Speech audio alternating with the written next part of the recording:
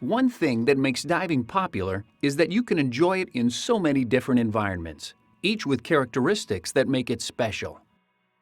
Besides coral reefs and temperate ocean, diving's popular in lakes, reservoirs, springs, flooded quarries, rivers, and human-made dive sites. In all of them, 6 environmental conditions affect you as a diver, though how and the extent depend on the environment.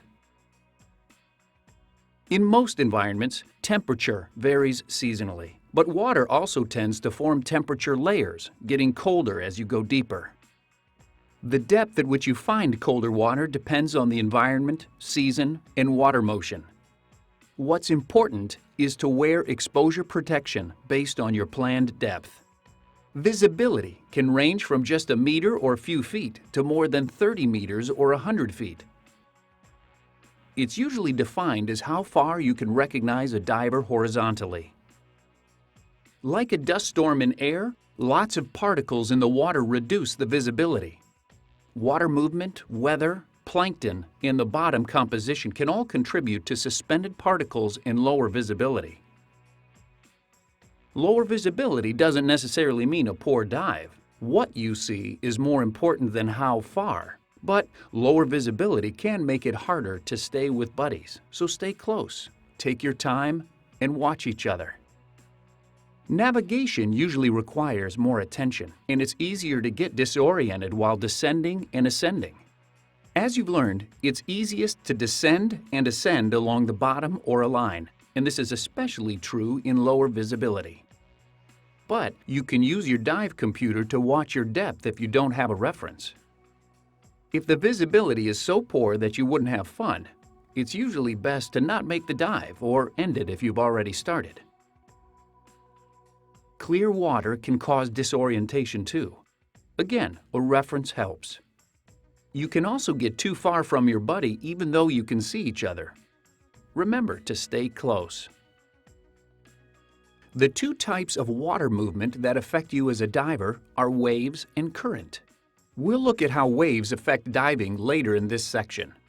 Currents affect diving because you can't swim against any but a very weak one. So you need to use the appropriate techniques. Because they're often strongest at the surface and weakest near the bottom, plan a dive in a current so you avoid long surface swims. Begin your dive swimming into a mild current. That way, when you turn the dive, the current helps carry you toward your exit point rather than pushing you away from it. Especially on the surface, don't swim against anything but a very weak current. Doing so can exhaust you. Swim across the current to reach shore, to reach a line trailed behind the dive boat for this purpose, or to get out of the current, depending upon the situation. When boat diving, if you can't get to the boat due to a current, remain calm, stay with your buddy, inflate your BCD, and use your signaling devices to get the boat to pick you up. Drift diving helps you deal with currents by letting you float with them. It's an exhilarating way to dive that's popular where strong oceanic currents prevail. You can learn the techniques in the PADI Drift Diver course. The bottom composition may be silt or mud, sand, rock, coral, or vegetation, with more than one common at most dive sites. Regardless of type, avoid bottom contact as much as possible so you don't stir it up and reduce the visibility, to help avoid cuts and stings, and so you don't damage aquatic life. Stay neutrally buoyant with your gear streamlined well above the bottom. If you must contact the bottom, choose a place without sensitive aquatic life and hazards, and settle onto it gently, ideally with little more than fin tip contact. When you're close to the bottom, watch where you put your hands and feet. When wading in or out during a shore dive, some bottom contact is unavoidable. If necessary where you're diving, wear wetsuit boots to reduce the risk of cuts from rocks or stings from stepping on aquatic life. Wade just deep enough to start swimming. Sunlight affects how much light you have underwater, but it can also cause sunburn, perhaps the most common injury divers get. But it's easy to avoid. Use sunscreen and stay in the shade when you can. cover up with clothing and remember that you can still burn when it's overcast. Repeated long-term exposure to bright sunlight can damage your eyes, so protect them with good quality sunglasses. There's great diving in both freshwater and saltwater. Your skills apply to both, but a few differences generally apply. Freshwater is less dense and you don't need as much weight, so check proper weighting when going from salt to freshwater or vice versa. Marine environments tend to have more aquatic life and more water motion, waves, currents, and tides. Freshwater environments are more likely to have bottoms that stir up easily and have distinct cold water layers as you go deeper within the recreational depth range. As a diver, you develop the ability to assess dive conditions. You learn to do this from your instructor, other divers, and experience, so that you can assess dive conditions based on the weather, season, water motion, how the water looks, reports online or from other divers, and dives you've made at similar sites. Your assessment includes deciding whether or not to dive. If you have a concern, get more information about how to handle it if you can. If you can't address the issue, then go elsewhere or dive another day. Remember that ultimately, you decide to dive. You are responsible for your own safety, so only you can make the final decision to dive. As discussed in Section 1, an environmental orientation helps you learn to address what's unique to an environment. You learn to assess conditions and to eliminate potential concerns. Orientations improve your safety, but they also make your diving more interesting, rewarding, and enjoyable. Every diver has limits. Whether you're new or very experienced, dive within your limits. This means you don't exceed your training and your experience limits. It also means you stay within your comfort limits. This is important because data suggests that failure to dive within personal limits contributes to incidents and accidents. It does this because some forms of diving may have hazards that may not be obvious. It takes training to recognize and avoid them. It can cause false security. Sometimes, if nothing goes wrong, a diver exceeds limits, like entering some wrecks without proper training or gear, and gets away with it. Unfortunately, this encourages doing it again. When a problem arises, though, the diver is completely unprepared to deal with it. Anxiety can cause divers to neglect potential problems. This happens when divers know they've exceeded their limits and focus on that so much it distracts them from other concerns. Expand your limits by continuing your education and gradually gaining experience. Don't let peer pressure influence you to dive beyond your limits or comfort. Suggest a more conservative dive, or dive with another buddy who will dive within your limits. This is not only the better choice for safety, but you'll enjoy yourself more because you can dive with confidence instead of worry. The unique life you see underwater is one of diving's special appeals. It may be your main reason for diving. Most aquatic organisms are fascinating, beautiful, and harmless. As a diver, your interactions can be passive or active. Generally, interact passively, which means leaving aquatic life undisturbed. Swim slowly and smoothly, sensitive to the underwater world around you. The less you disturb, the more you see. Active interactions are those that directly affect aquatic organisms. Some, like touching, moving, or frightening them, are harmful and should be avoided. Some active interactions are reasonable, but more may be harmful, even when that's not what you intend. So keep your interactions passive. Most animals you see are harmless, but a few can injure you. Broadly, we can group these as those that can sting and/or puncture, and those that can bite. Those that can sting or puncture include jellyfish, fire coral and their relatives, spined fish like lionfish and scorpionfish, stingrays, sea urchins, and cone shells. Those that bite include moray eels, sharks, barracuda, octopuses, lobsters, and crab. Most aquatic life injuries result from a diver being careless and provoking a defense reaction. You can greatly reduce the risk of aquatic life injuries by treating all organisms with respect. Stay well off the bottom, wear an exposure suit and gloves if allowed in the area, and watch where you put your hands and feet. Don't touch aquatic animals, particularly those you don't recognize. If you see a potentially aggressive animal, like a large shark, remain still and calm, on or near the bottom. Don't swim toward it, but keep an eye on it. Chances are it's just passing through. But if it appears aggressive or too curious for your comfort, calmly swim to your exit on the bottom and leave the water. Most aquatic life injuries are mild, but can range from annoying to life-threatening. In all cases, give priority to breathing, providing CPR, and controlling severe bleeding as needed. Provide first aid and seek emergency medical care for clearly serious injuries, severe reactions, or those that don't respond to treatment. You learn more about these types of emergencies in the PADI Rescue Diver and Emergency First Response Primary and Secondary Care courses.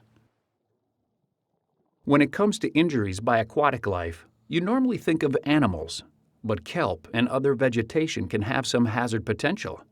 The primary one is entanglement, so keep your kit streamlined and stay out of dense growth areas.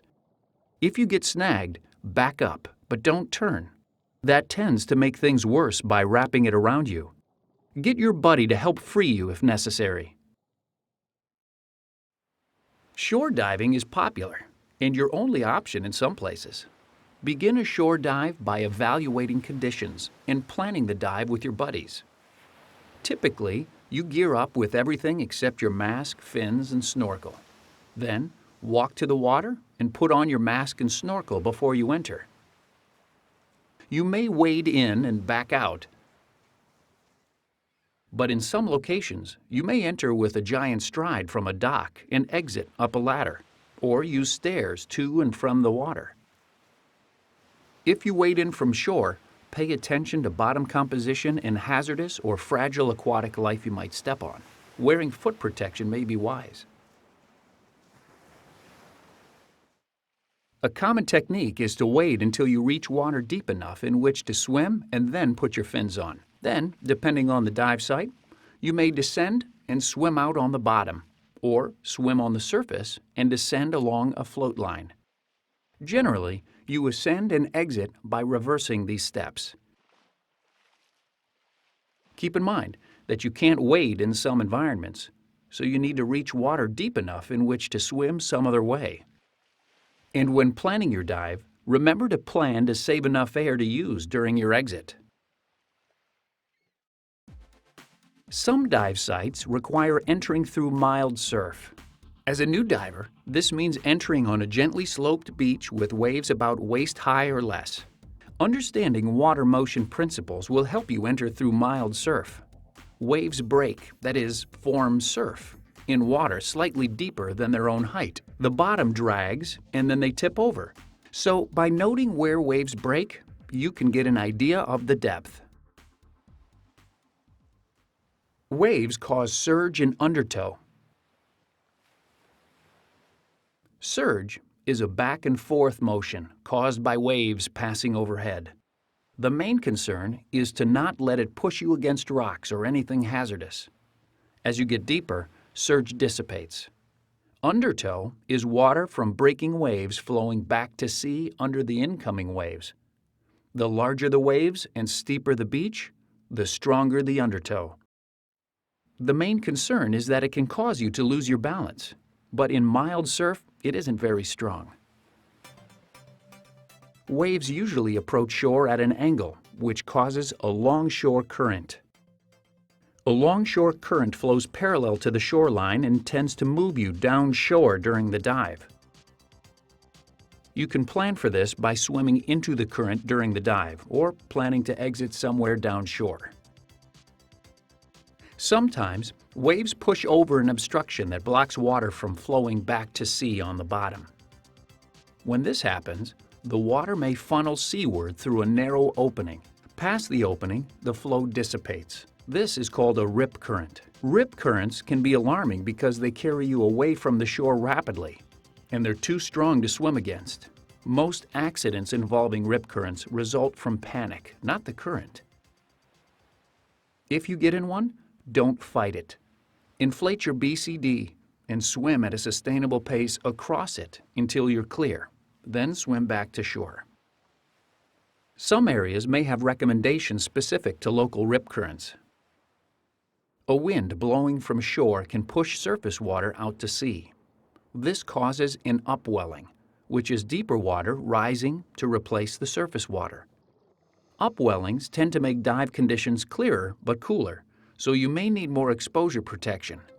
The moon and the sun's gravities pull on the oceans, causing a slight bulge. As the Earth turns, this causes the tides, a rise and fall in the sea level. Tides cause currents, especially when they flow in and out of a narrow area, affect the depth, and can change the visibility. Tidal changes range from significant to unnoticeable, but they're very predictable. Generally, the best time to dive is at high tide.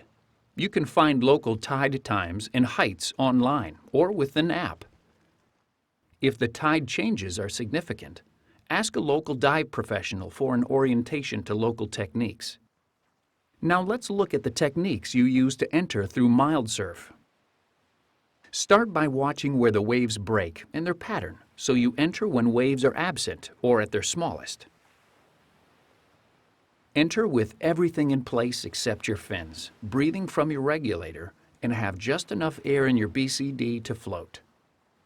With your buddy, wade quickly to deeper water. When a wave comes, stand like this for stability, and so your mask and regulator don't get dislodged. If you're using a float, tow it behind you. In water deep enough to swim, pull on your fins and surface swim out. The idea is to pass through the surf as quickly as you can. Switch to your snorkel to save air if you're going to surface swim a bit before descending. At the end of the dive, surface outside the surf zone. Check the wave pattern and time your entry for a lull. When ready, switch to your regulator and swim shoreward on the surface with your buddy. In water shallow enough in which to wade, deflate your BCD so you can stand and walk firmly. Watching the waves, remove your fins and wade ashore quickly. Brace as waves pass like you did before.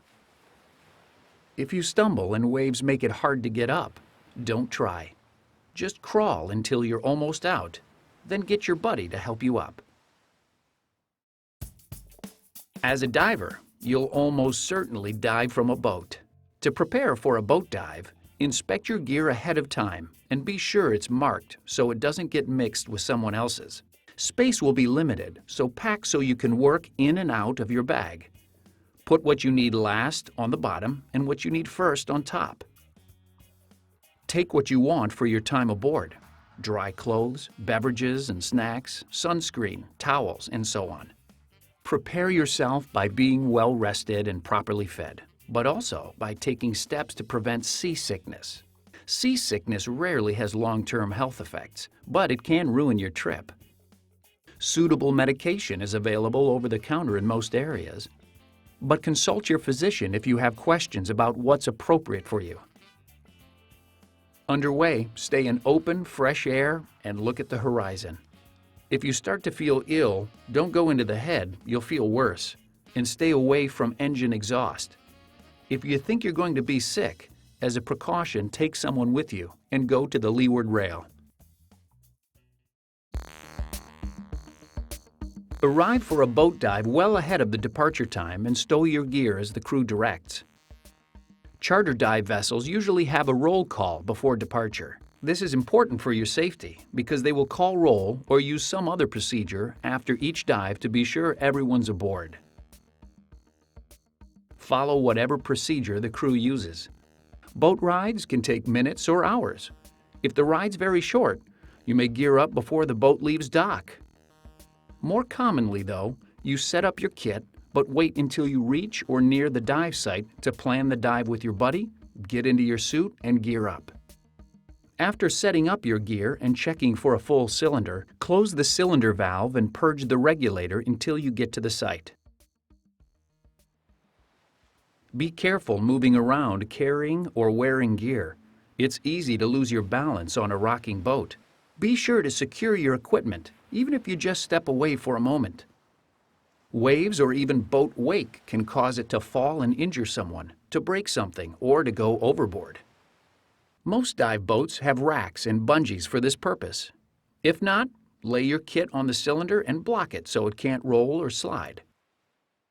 At the dive site, the dive master briefs everyone about the site, including what's interesting to see, possible hazards, conditions, and other information you and your buddies will want for planning your dive. If it's the day's first dive, it may also cover general diving procedures, safety issues, and other information that doesn't have to be repeated. It usually includes the diver emergency recall signal.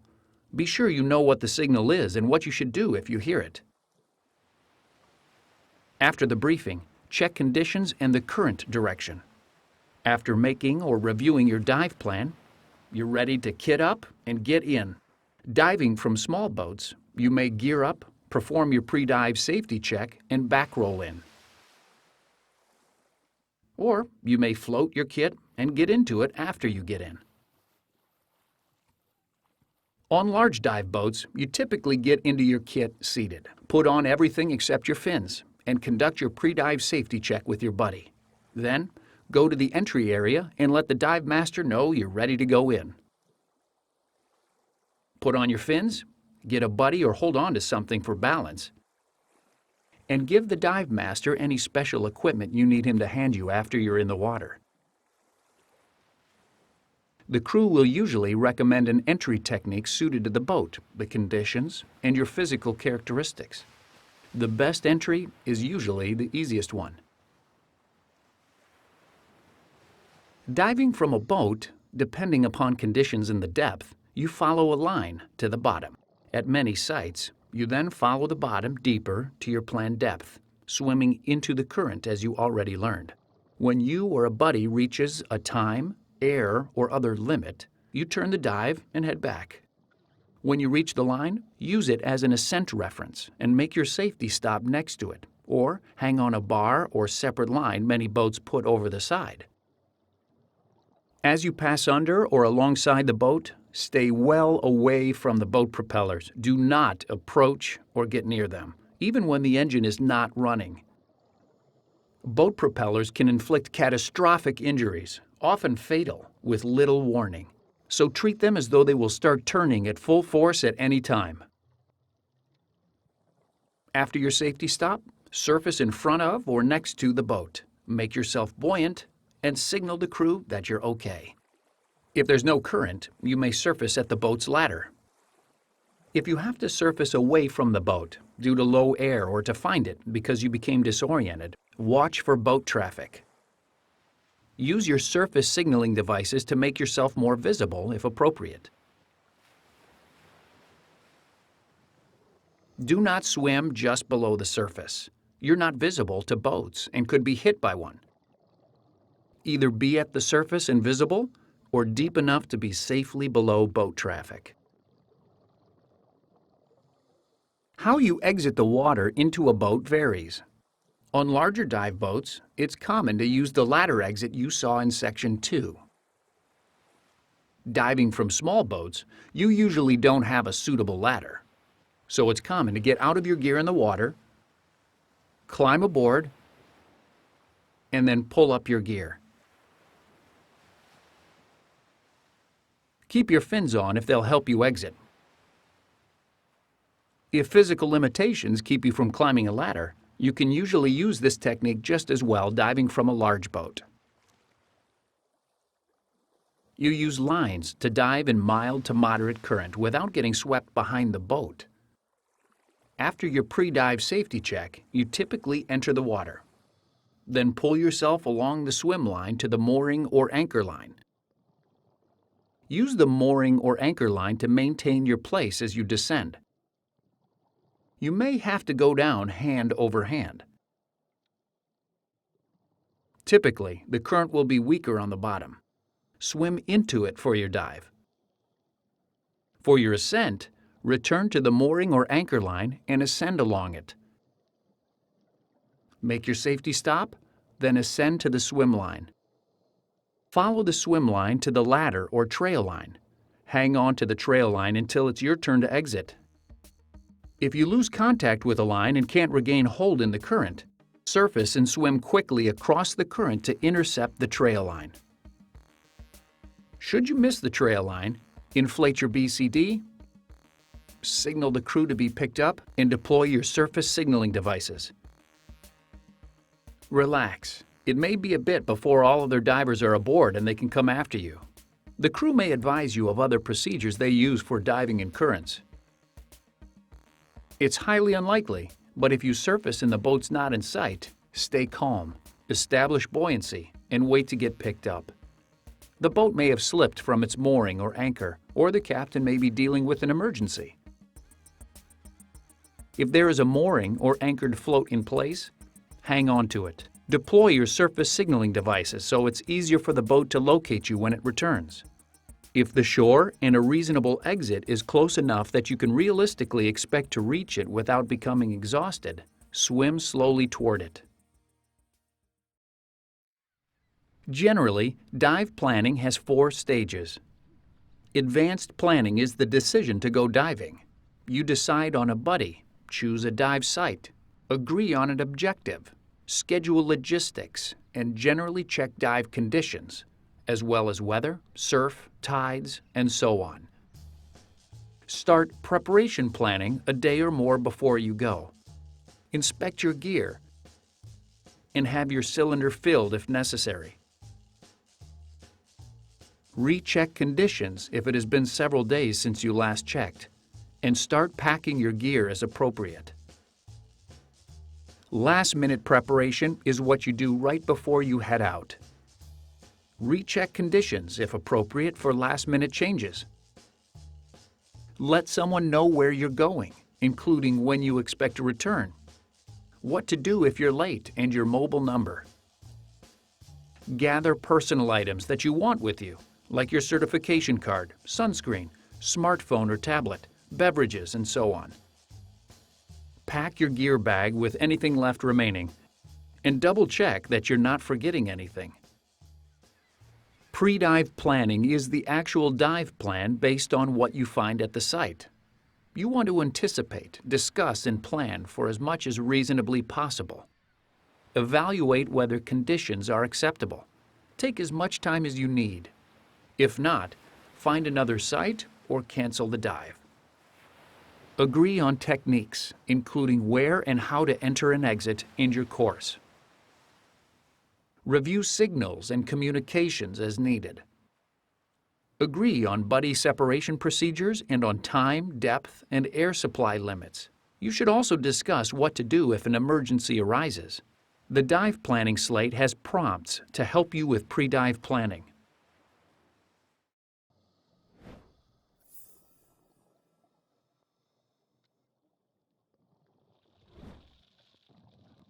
Diving's safety record is better than many other sports and activities, but it still has hazards and risks. You can't breathe water, so common sense tells us that being in and underwater presents some hazards and risks. And you've learned some of the risks associated with breathing compressed air. Much of what you learn as a new diver helps you reduce and manage risk. But like most things in life, you can't eliminate it entirely. To reduce the likelihood of problems, dive within your limits. Stay fit and keep your skills sharp. Follow safe diving guidelines, have the recommended equipment, and do as you've been trained, even when it doesn't seem necessary. Remember that under stress, you tend to do what you do by habit, so maintain habits that help you prevent and deal with problems. You're human, so you will make mistakes. Following proper procedures and having required equipment helps offset this by providing a margin for error.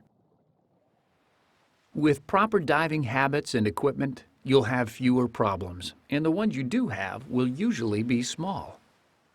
You'll be better prepared to handle problems quickly and effectively. The next subsection introduces you to basic problem management, but consider that continuing your diver education expands and refines what you'll learn in this course. For instance, it's recommended that you complete the PADI Rescue Diver and Emergency Oxygen Provider courses, as well as Emergency First Response primary and secondary care training, especially if you plan to dive away from immediate assistance by paramedics, lifeguards, and professional dive guides. Most diver in distress situations occur at the surface. You can prevent or control most of these by doing what you've been taught. Diving within your limits, relaxing while you dive, and establishing and maintaining positive buoyancy when you're on the surface. If you have a problem on the surface, immediately make yourself buoyant. Inflate your BCD or drop your weights. Stop, think, and then act. Ask for help if you need it.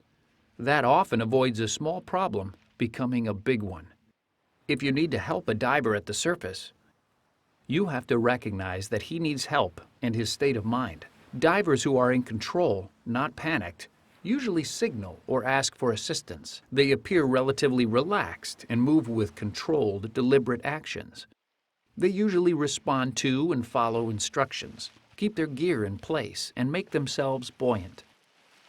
Divers out of control, panicked, act instinctively out of fear instead of using deliberate, controlled actions based on their training. They will struggle violently and expend tremendous energy staying at the surface, even until becoming exhausted. They typically don't establish buoyancy, but will climb on anything or anyone to keep from sinking. They reject their masks and mouthpieces, have wide, unseeing eyes, don't follow instructions, and have quick, jerky movements. Panicked divers need immediate help because they may struggle until exhausted, then be at risk of sinking and drowning.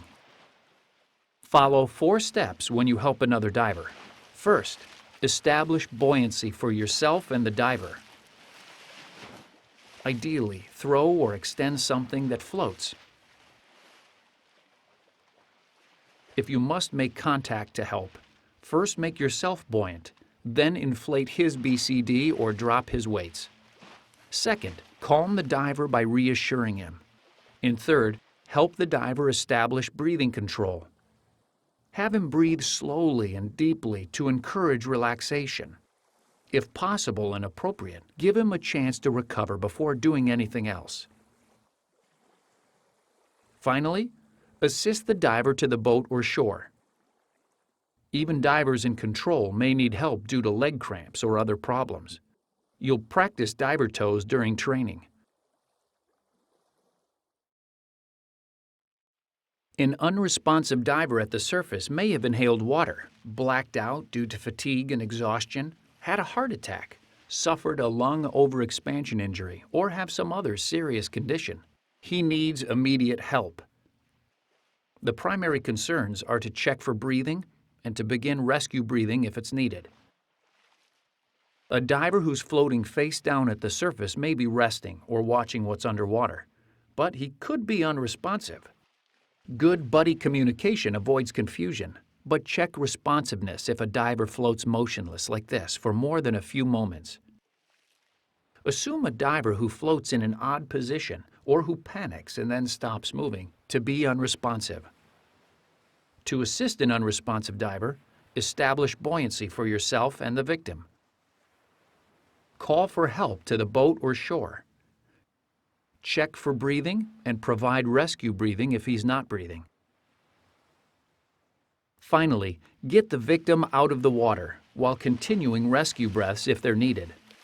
We'll look at what you do after you get out shortly. Again, you prevent or control most underwater problems by doing what you've been learning. Relax while you dive. Plan your air use with your buddy and watch it closely. and dive within your experience and training limits. You've learned about overexertion previously, but let's review it because it's a common underwater problem. You help prevent overexertion by staying relaxed, breathing slowly and deeply. Avoid strenuous activity. If you start to overexert, you may feel air-starved if you demand air faster than your regulator can supply it. If it happens, don't ignore the feeling. Remember that you stop, hang on to something that you wouldn't harm if you can, like a piece of dead coral in this case. Relax, breathe slowly until you catch your breath, then continue at a reduced pace, or abort the dive if necessary. Your scuba regulator is designed so that if it fails, it free flows like this, rather than cutting off your air. You can breathe from a free-flowing regulator, but don't seal your mouth on it, partly because there's some risk of lung overexpansion injury if the flow's high, but mainly because it may come out of your mouth or flood your mask. Instead, press it to the outside of your lips like this, letting the excess escape. Insert one end of the mouthpiece if it helps, then breathe the air you need by sipping it from the flow, somewhat like drinking from a water fountain. Start up promptly because a free flow will exhaust your air supply quickly, but ascend at a safe rate. Obviously, have the regulator professionally serviced before using it again. You'll practice this skill during Confined Water Dive 4. In the aquatic plant discussion, you learn that entanglement is rare. Fishing line, loose line off a reel, and old fishing nets can entangle, but you can usually avoid the problem by moving slowly, being alert, watching where you're going, and keeping your kit streamlined. If you do get entangled, it's not usually an emergency if you have adequate air. Don't turn or twist. That wraps line around you. Stop, think, and then calmly and slowly disentangle yourself. Get your buddy to help, and if you're severely entangled or low on air, carefully use your cutting tool if that's faster. In rare, extreme cases, you may have to slip out of your scuba kit to clear it, which you'll practice during your confined water training dives.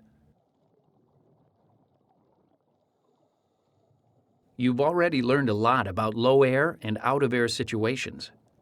Planning air use, including a reserve and watching your SPG, usually prevents them. Always head up while you still have enough air for a proper ascent. It's better to have a long surface swim than to run out of air underwater. In the event of an out of air situation, you have 4 options. One is to make a normal ascent when you still have some air but feel significant breathing resistance. You get more air as the surrounding pressure drops, so breathe lightly and make a controlled, continuous ascent, no safety stop, to the surface. An alternate air source ascent is your best all-around choice. You're already familiar with this and you practice it many times during training. If you're not as close to your buddy as you should be, have no independent alternate air source, and are 6 to 9 meters or 20 to 30 feet or shallower, a controlled emergency swimming ascent, or CESA, is another response. Simply look up and swim to the surface, making an ah sound to assure that you exhale to avoid lung overexpansion injury. You will learn this first by swimming horizontally in confined water with your instructor. Ascend at a safe rate. Keep your regulator in your mouth and keep all your gear in place. You'll learn more in the Your Skills as a Diver section. You would use a buoyant emergency ascent if you were too far from your buddy, had no other alternate air source, and were so deep that you don't think you'd make it to the surface any other way. Ascend just as in a controlled emergency swimming ascent, except drop your weights. You'll exceed a safe ascent rate, but that's better than staying on the bottom. Make an ah sound and flare out your arms and legs as you near the surface to slow down. When you reach the surface in any out-of-air situation, your low-pressure inflator won't work. If necessary, establish buoyancy by dropping your weights or inflate your BCD orally. An unresponsive diver underwater is a serious emergency. The priority is to get the victim to the surface. Use her BCD or drop her weights if necessary. Hold her regulator in if it's in place, but if not, don't waste time putting it back. Ascend at a safe rate, keeping yourself safe because you can't help someone if you're in trouble. If you lose control of the victim, let her rise to the surface ahead of you. At the surface, follow the procedures you saw earlier. Unresponsiveness is unconsciousness or being unable to respond or act coherently. Near drowning, pressure-related injuries, and medical conditions like a heart attack can cause difficulty breathing, unconsciousness, unclear thinking, visual problems, paralysis, chest pain, lowered alertness, cardiac and respiratory arrest. Once out of the water, your priorities for helping someone who is or was unresponsive are: assure breathing. Keep the airway open. Continually monitor breathing. Provide CPR if necessary. Contact emergency care. First, the local emergency medical system, then the local diver emergency service like the Divers Alert Network if there is one for the area. Keep a breathing, unresponsive diver lying level with his left side down. If the victim becomes responsive, keep him lying down. Administer emergency oxygen and maintain his temperature by protecting him from heat or cold. Continue providing care until emergency medical help arrives. If you can't accompany the diver to medical care, write down as much information about the dive and the diver as possible. This isn't an accident report, so provide only information like the dive profile, the emergency care provided, emergency contact information, and known medical conditions. Write only facts. Don't speculate or guess. Anyone who has been unresponsive underwater or in water should have a medical examination. Some conditions, like near drowning, can have serious delayed effects that are potentially fatal. These can occur more than 24 hours later, even in someone who appears fully recovered.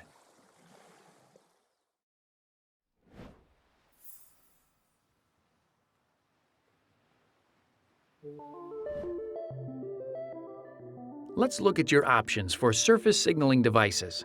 You should have at least two: an audible device that attracts attention with noise, and a visual device that makes it easier to see you from a distance. Whistles are the most common audible devices. Attach yours here, where it's out of the way but easy to use in an emergency. Low-pressure horns use your cylinder air. They're very loud, but have a regular whistle too in case your cylinder's empty. Inflatable signal tubes fit in your pocket, yet stand a meter or 3 feet or more out of the water when deployed. They make it much easier to see you, especially in rough conditions. Delayed surface marker buoys, DSMBs, do the same job. The main difference is that you can deploy them from underwater. Signal mirrors get attention by reflecting the sun. They're useful for signaling aircraft as well as boats. Signal lights and flashers designed for diving are good options for night diving. You may use a dive float when shore diving or when going some distance from a boat. Dive floats give you something to rest on, mark dive sites, help carry accessories, provide emergency flotation, and support dive flags. The best type depends on what uses you have in mind. Tow a dive float with line on a proper reel. Loose line poses an entanglement hazard. Tow by hand so you simply let go if a boat or something entangles the line. Dive flags alert boaters and other watercraft to your presence. The traditional dive flag indicates that divers are below and boats should stay clear. Many areas require it when diving in navigable waters. The alpha flag indicates that a vessel has divers in the water and can't maneuver. Generally, it is only required to be used by boats, but some regions use it for all diving activities and fly them from the surface floats. Some areas require both flags. Your instructor will tell you which applies where you're diving. Fly a flag so it's visible from at least 100 meters or yards. Local laws may stipulate how close you have to stay to it and how far boaters must stay away. If not, the general rule is for divers to stay within 15 meters or 50 feet and boaters to stay 30 to 60 meters or 100 to 200 feet. Don't assume every boater recognizes dive flags. If a boat sounds loud and close, stay deep enough to be safe until it passes.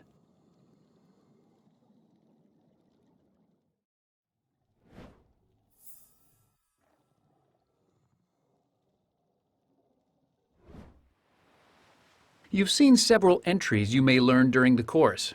Another you may learn is the seated back row. It's useful from small boats and swim steps that are close to the water. After your pre-dive safety check, sit at the edge, facing away from the water with your cylinder out over the surface, like this. Partially inflate your BCD. Breathe from your regulator and hold your mask. After your buddy confirms the area is clear, tuck your chin and lean back until your weight naturally rolls you in. Hold your mask until you bob back up. Then signal you're okay and clear the area for your buddy's entry. Besides dropping weights in an emergency, you need to be able to remove and replace your weights to make adjustments or for some entry and exit methods. Your instructor will show you the appropriate technique for your equipment, but here are some points that may apply to most systems. When removing weights, be careful not to drop them. Your buddy may help you, or you may hand them to a boat crew or someone on a dock.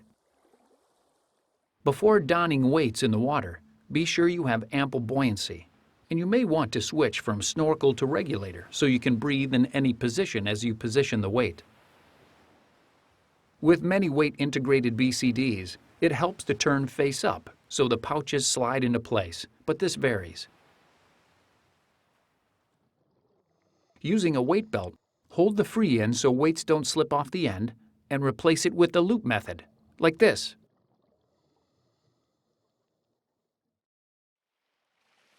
Cramps are painful involuntary muscle contractions. In diving, they're most common in the feet and legs. If you get a cramp, stop, signal your buddy, and let the muscle rest. Gently stretch and massage the muscle. Use your fin, like this. If your buddy has a cramp, you can help by giving her something to press against, like this. Wait a few minutes after the cramp subsides before continuing at a slower pace. After learning basic buoyancy control, the next level is hovering. Establish neutral buoyancy, then gently push off the bottom, like this. You should hover without using your hands and fins, rising and sinking a bit as you inhale and exhale.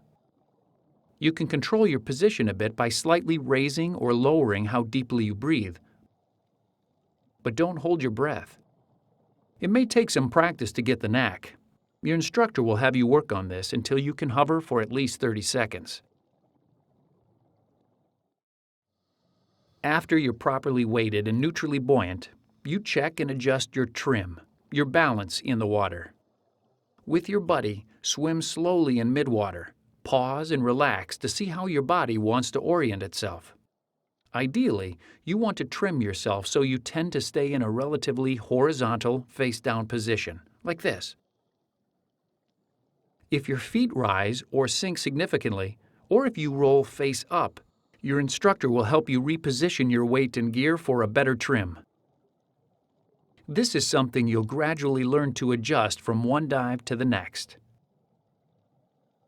The Peak Performance Buoyancy course further refines these skills beyond what you master in this course. Ask your instructor or visit PADI.com for more information.